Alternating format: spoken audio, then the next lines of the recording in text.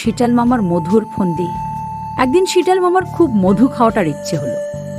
খবর পেল গ্রামের উত্তর দিকে এক বনের ধারে একটা গাছে মধু চাক আছে। তবে সমস্যা হলো সে গাছে উঠতে গেলে মৌমাছিরা এমন কামযাবে যে বাঁচায় ডাট। কিন্তু শীতল মামা কি আর সহজে হারে? সে ভাবল, চল দেখি কোনো বোকা খুঁজে বের করি। হাঁটতে হাঁটতে দেখল খরগোশ দাদা বসে গাজর খাচ্ছে। শীতল বলল, ওহে দাদা খরগোশ, এমন একটা মধুর খোঁজ পেটেছি যে জিভে পানি এসে জাট। তুমি যদি একটু সাহায্য করো তাহলে দুজনে ভাগ করে খা। খরগোশ তো লোভে পজে গেল, বলল, কি করতে হবে বলো মামা, আমি রাজি। শিয়াল বলল, তুমি শুধু গাছে উঠে মধুর চাক কেটে দাও, বাকিটা আমি সামলে নেব। খরগোশ খুশি মনে গেছে উঠল। চাক কাটতে কাটতে হঠাৎ মৌমাছিরা গুঞ্জন তুলে ধাওয়াটা শুরু করলো। খরগোশ ফট পেটে দোজ দিতে গিটে গাছ থেকে লাফ দিল আর ছুটে পালাল।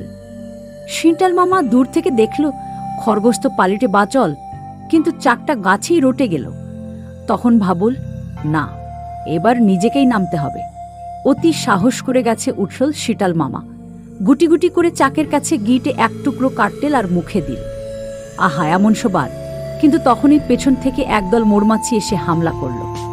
শীতল তো অর্ধেক গাছেই ঝাঁপ দিতে পোজল নিচে। মাটিতে গোজাগুজি খেতে খেতে বলল, উফ!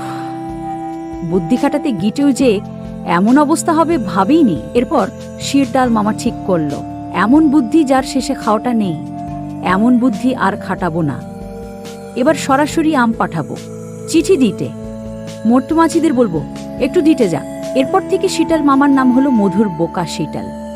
আর গ্রামের সবাই হাসতে হাসতে বলতো, বুদ্ধি কম হলে খালি কামেজ খেতে হোট রে মামা।